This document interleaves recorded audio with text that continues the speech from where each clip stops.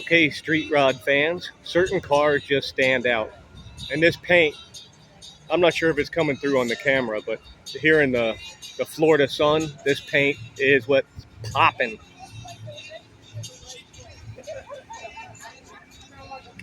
Aluminum heads, twin fours, very nicely done.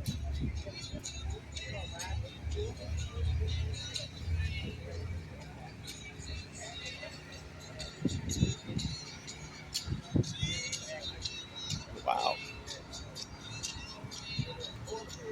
That paint is popping. I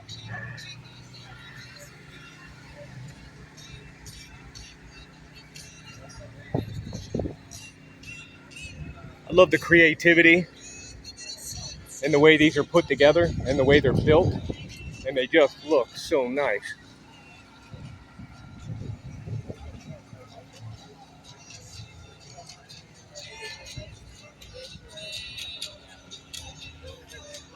And here's another amazing example.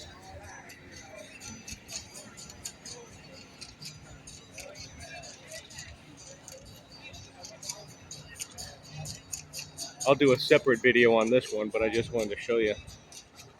There's some really, really nice street rods here. Very cool.